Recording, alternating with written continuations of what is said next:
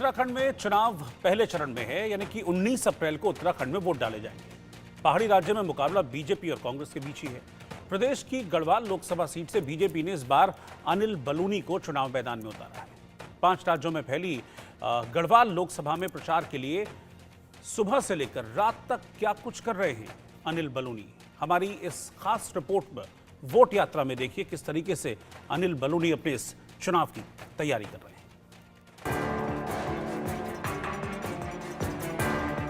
उत्तराखंड की वादियों में अभी गर्मी का एहसास होना बाकी है, लेकिन चुनावी तपेश यहां कदम रखते ही महसूस की जा सकती है। प्रदेश की गढ़वाल लोकसभा सीट से इस बार बीजेपी ने अपने national media incharge Anil Baluni को चुनाव में उतारा है।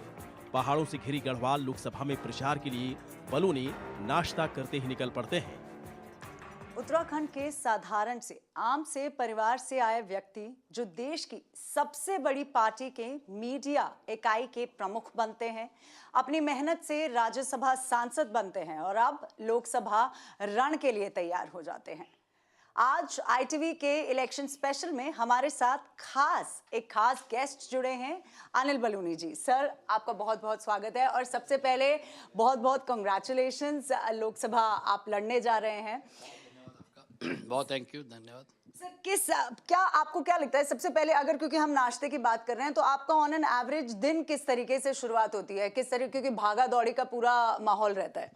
देखिए, आमतौर पे सुबह तो मैं जल्दी उठ जाता हूँ, अपना ध्यान व्यान कर लेता हूँ। उसके बाद 9 बजे तक किसी भी तरीके से ब्रेकफास्ट करके अब मेरे को तैयार होना होता है।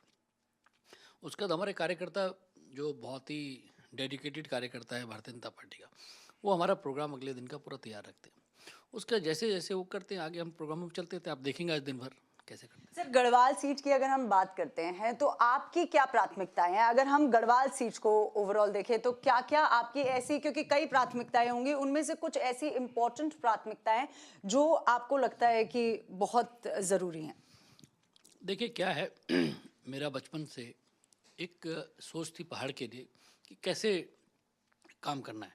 अब जब मौका मिलेगा तो निश्चित तौर पे जो मेरा विजन है उसके साथ काम करेंगे। और पहाड़ में मुझे लगता है कि पलायन के लिए काम करना बहुत ज़रूरी है। जब हमने उत्तराखंड राज्य का आंदोलन किया तो एक अलग राज्य इसलिए मांगा कि हमारी एक भौगोलिक अलग तरीके की पृष्ठभूमि है, पूरी हमारा कल्चर एक बड़ा अलग तरीके का कल्चर है इस सब के लिए। और अगर लगातार पलायन होता रहेगा तो जो राज्य बनाने की जो हमारी कल्पना थी वही विफल हो जाएगी। सर, आपने इसी बात में 2 बातें कह दी। सबसे पहले क्योंकि पलायन का मुद्दा जो है वो बहुत मूल मुद्दा रहा है उत्तराखंड का, कि किस तरीके से, अगर हम गढ़वाल की भी बात करते हैं तो पलायन बहुत होता है, तो उसके लिए रोड मैप और खास तौर पे प्रधानमंत्री नरेंद्र मोदी का खास लगाव उत्तराखंड से देखने को मिला है। उन्होंने कहा है कि ये जो दशक है वो उत्तराखंड का है, तो किस विजन के साथ उन्होंने आपको रण में उतारा है? क्या ओवरऑल विजन है, चाहे वो प्रधानमंत्री नरेंद्र मोदी का हो या आपका एज ए कैंडिडेट? देखिए, सबसे पहले तो उत्तराखंड एक छोटा राज्य है लेकिन एक महत्वपूर्ण राज्य है। अगर आप सनातन धर्म के हिसाब से देखेंगे, हमारे यहाँ चारों धाम, हमारे 4 धाम हैं हमारे यहाँ, गंगोत्री, बद्रीनाथ, केदारनाथ, गंगोत्री, यमुनोत्री, और गंगा हमारे यहाँ से उद्गम है। तमाम जो हमारे धर्म की नींव है उसमें यहाँ का बहुत ही महत्वपूर्ण वो रहता है। तो इसलिए उत्तराखंड बहुत महत्वपूर्ण राज्य है छोटा होने के बावजूद, और यहाँ पर हमारी संस्कृति है और जो हमारा कल्चर है उसको बचाए रखने के लिए बहुत काम करना जरूरी है। सर, साथ ही साथ क्योंकि जब हम कल्चर की बात करते हैं तो उत्तराखंड पहला राज्य बना है जिसने UCC लागू किया है, क्योंकि UCC हमने देखा कितना कंट्रोवर्शियल है। ऑपोजिशन ने इतना सपोर्टिव एटीट्यूड दिखाया नहीं है UCC को लेकर, लेकिन उत्तराखंड ये पहला राज्य बना है जिन्होंने UCC को लागू ना ही सपोर्ट किया बल्कि लागू भी किया है। तो आप इसको कैसे देखते हैं? UCC में किसी को आपत्ति नहीं होनी चाहिए। अगर सबको एक तरीके से चला जाए, इसमें किसी को क्या वो है, क्यों किसी के लिए अलग हो? एक कॉमन मैन की बात है। हम जाते हैं तो एक आम आदमी UCC की बात करता है और बोलता है कि भाई आखिर सब पूरे देश के लोगों के लिए एक ही क्यों नहीं तरीका हो। तो इसमें मेरे को लगता है कि अमूमन पूरे देशवासी इसके साथ हैं। अब कांग्रेस की एक तरीका बन गया है कि जिसमें पूरा देश एक साथ होता है उसके खिलाफ हो जाना, इसीलिए उनकी हालत ऐसी हो गई है। साथ ही साथ क्योंकि दिन भर बात करेंगे, आज हम लोग अभी चलेंगे। सर एक सवाल, क्योंकि कल्चर की जब बात निकल के आई थी तो तीर्थ स्थानों को लेकर और साथ ही साथ क्योंकि पर्यटन जो है उसको लेकर कुछ ऐसा रोड मैप या कुछ स्ट्रॉन्ग, क्योंकि वहां से रोजगार आता है, तो उसके लिए क्या कुछ सोचा गया है? क्योंकि अगर हम बात करते हैं केदारनाथ की, तो अब चाहे वो पर्यटन हो या फिर तीर्थ स्थल हो, काफी रोजगार भी वहां से आता है। देखो, तीर्थाटन तो हमारी आर्थिकी का वो बैकबोन है और उसको हम आगे भी बढ़ाएंगे। इसको इतना मजबूत करेंगे कि प्रत्येक व्यक्ति कहीं ना कहीं तीर्थाटन पर्यटन से जुड़े और हमारी जो इकोनॉमी है वो आगे बढ़े, इसके लिए करेंगे आगे। तो अभी हम सर को ब्रेकफास्ट करने देते हैं, आगे की जर्नी हम आपको दिखाएंगे कि किस तरीके से पौड़ी से अनिल बलूनी जी तैयार हो रहे हैं और इस बार भारतीय जनता पार्टी का 400 पार का नारा किस तरीके से सामने आता दिखेगा। गढ़वाल लोकसभा सीट उत्तराखंड के 5 जिलों में फैली है और इतनी विशाल लोकसभा में प्रचार के लिए बड़ी जनसभाओं के बजाय छोटी चुनावी सभाओं को अनिल बलूनी तवज्जो दे रहे हैं। पौड़ी गढ़वाल से कैंडिडेट अनिल बलूनी आज नरेंद्र नगर, जो कि एक इंडस्ट्रियल एरिया है, वहां पर जनसभा को संबोधित कर रहे हैं। इस समय हम नरेंद्र नगर में ही मौजूद हैं, जहां पर अनिल बलूनी जो है, आप देख सकते हैं कि किस तरीके से जो जनसभा है उसे संबोधित कर रहे हैं। यहाँ पे जो कार्यकर्ता है, नॉर्मल लोग हैं, वो सभी लोग यहाँ पर आए हैं और इस समय तमाम बातें अनिल बलूनी ने यहाँ पर आके रखी है कि किस तरीके से अगर नरेंद्र नगर की हम बात करते हैं तो डेवलप नरेंद्र नगर को किस तरीके से किया जाएगा। और ये पूरी जो जनसभा है यहाँ पर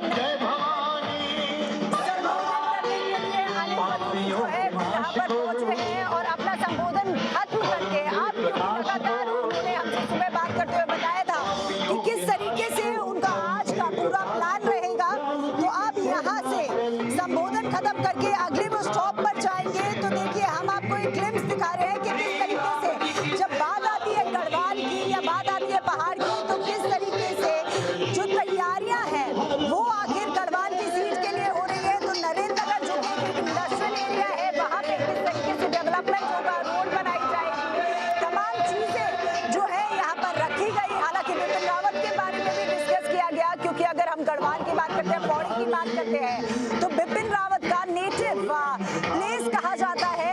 अब देखना ये होगा कि आखिर 400 पार का नारा जो प्रधानमंत्री नरेंद्र मोदी ने दिया था, तो क्या उत्तराखंड उसमें समर्थन दे पाएगा और कितना समर्थन दे पाएगा? क्या भारतीय जनता पार्टी इस बार 400 पार कर पाती है या नहीं, ये 4 जून को पता चल जाएगा।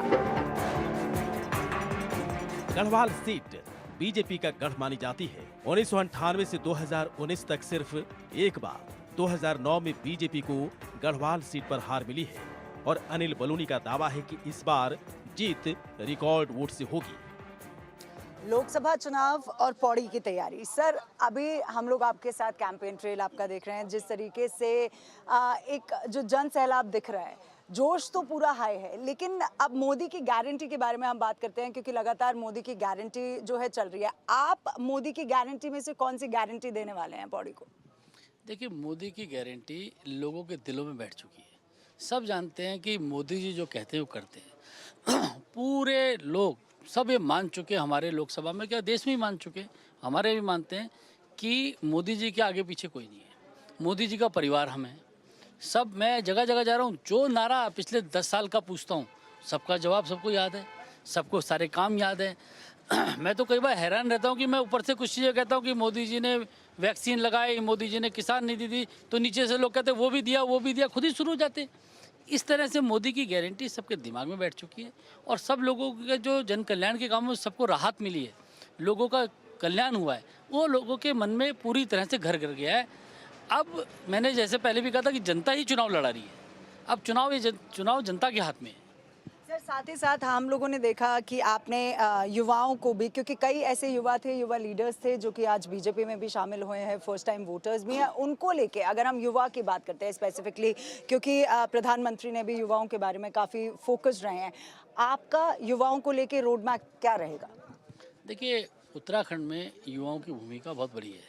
ये उत्तराखंड का जब आंदोलन चला, वो भी एक युवाओं का चलाया हुआ आंदोलन था और महिलाओं का चलाया हुआ आंदोलन था।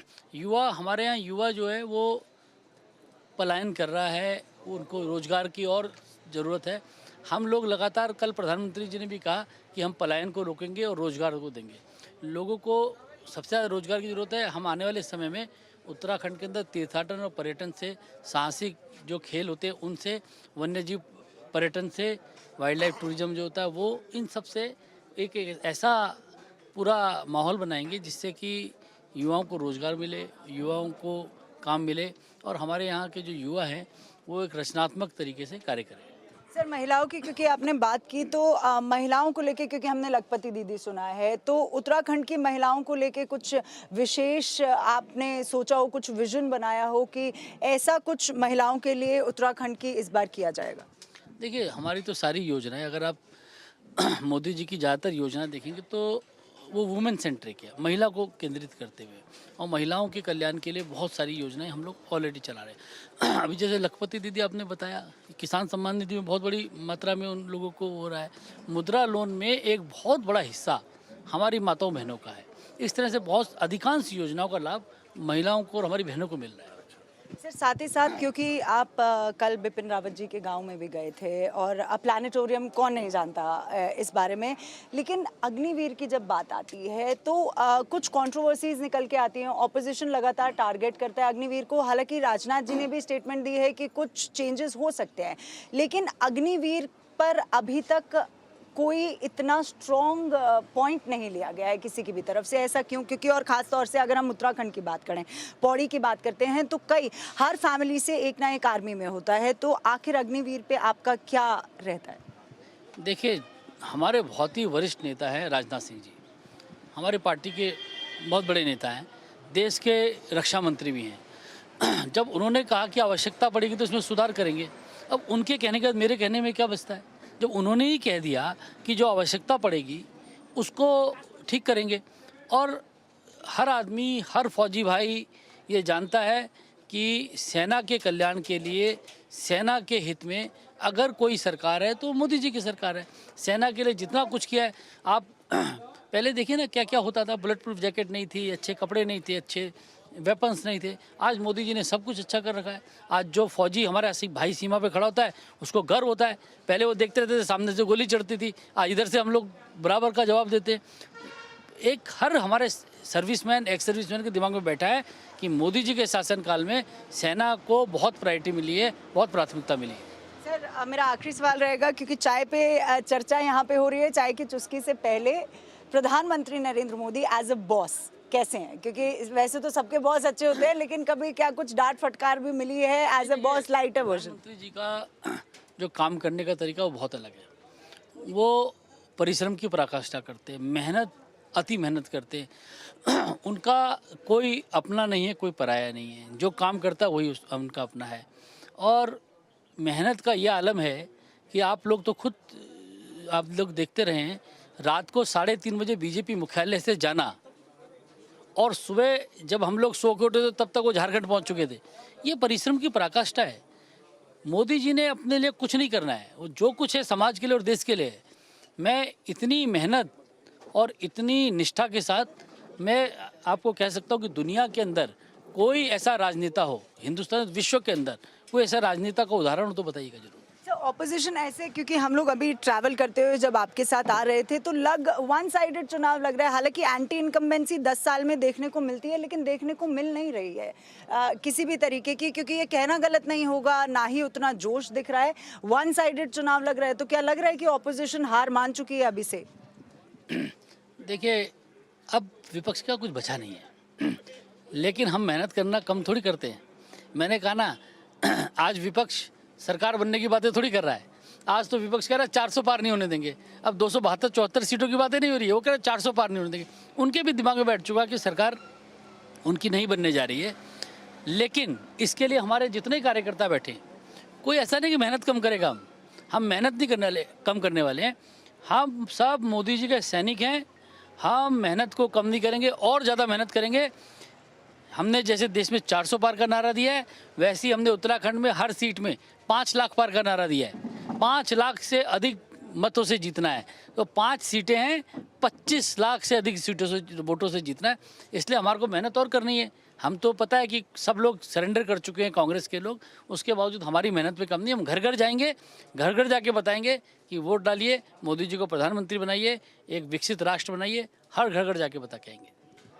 5 लाख से ज्यादा सीट यानी वोटों पर जो सीटों पर वोट आने हैं उसका टारगेट यहाँ पर सेट किया गया है। हालांकि ऑपोजिशन जिस तरीके से अभी फिलहाल उत्तराखंड में दिखाई नहीं दे रही है, लेकिन 4 जून को पता चलेगा कि आखिर पलड़ा किसका भारी रहता है। जीत का दावा तो है ही, लेकिन जीत रिकॉर्ड वोट से हो इसकी भी कोशिश की जा रही है। कहीं पद यात्रा कर तो कहीं छोटे छोटे रोड शो कर अनिल बलूनी वोटर्स के दिल तक पहुंचने की कोशिश कर रहे हैं। लोकसभा चुनाव 2024 और इस समय हम हैं उत्तराखंड में। यानी अगर हम बात करें पौड़ी गढ़वाल सीट की तो क्या कुछ तैयारियां हैं। अनिल बलूनी वहां से कैंडिडेट है और आप देख सकते हैं कि किस तरीके से पहले उन्होंने पदयात्रा की और अब ये छोटा सा रोड शो वो यहाँ पर कर रहे हैं, लोगों के बीच में जा रहे हैं कि किस तरीके से उनको बता सके और ये आश्वासन दिला सके कि जो डेवलपमेंट का मुद्दा या विकसित भारत का मुद्दा प्रधानमंत्री नरेंद्र मोदी हमेशा लेके आए हैं वो सीधा तौर पर उत्तराखंड में भी लाया जाएगा। तो आप देख सकते हैं कि किस तरीके से जन सैलाब जो है वो उमड़ चुका है। ये उत्तराखंड की वो गलियां है, वो रोड है जो हम आपको दिखा रहे हैं, जहां पर अनिल बलूनी जो है लोगों को संबोधित करेंगे, पदयात्रा कर रहे हैं और साथ ही साथ अब आप देख सकते हैं एक छोटा सा जो रोड शो है वो अनिल बलूनी की तरफ से यहाँ पर हो रहा है।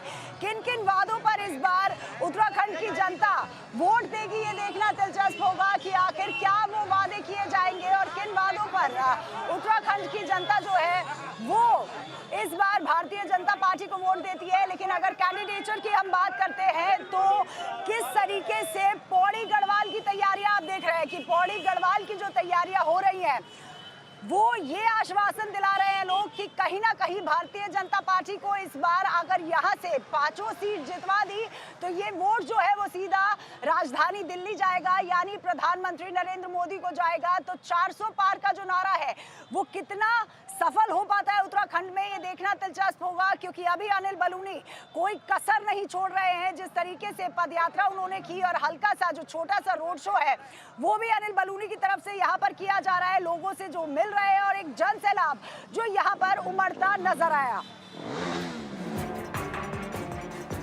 गढ़वाल सीट पर पहले चरण में 19 अप्रैल को वोट डाले जाएंगे और बीजेपी की कोशिश उत्तराखंड में एक बार फिर सभी 5 सीट पर जीत दर्ज करने की है।